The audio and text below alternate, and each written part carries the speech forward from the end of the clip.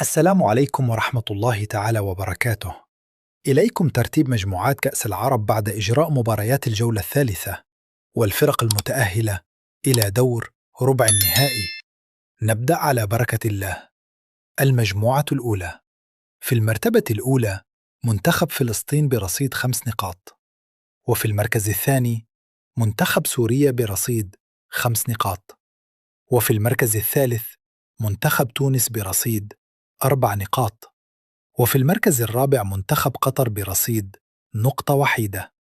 وتأهل على هذه المجموعة منتخب فلسطين في الصف الأول ب5 نقاط و3 أهداف، وفي الصف الثاني منتخب سوريا ب5 نقاط هدفين. المجموعة الثانية: منتخب المغرب في المرتبة الأولى ب7 نقاط، وفي المرتبة الثانية منتخب السعودية ب6 نقاط، وفي المرتبة الثالثة منتخب عمان برصيد 4 نقاط، والمرتبة الرابعة منتخب جزر القمر ب0 نقطة.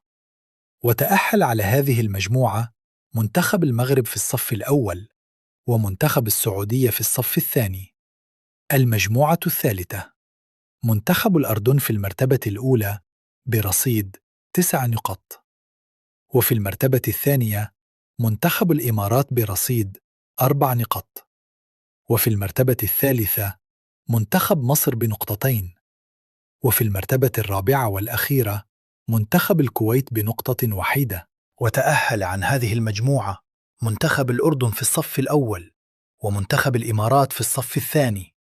المجموعة الرابعة: منتخب الجزائر في المرتبة الأولى برصيد 7 نقاط، وفي المرتبة الثانية منتخب العراق برصيد 6 نقاط، وفي المرتبة الثالثة منتخب البحرين برصيد 3 نقاط، وفي المرتبة الرابعة منتخب السودان برصيد نقطة واحدة.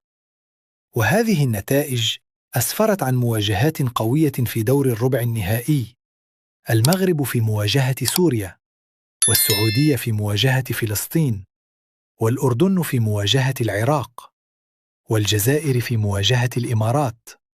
لا تنسون من دعمكم بالاشتراك في القناة وتفعيل الجرس ليصلكم كل جديد، وشكراً.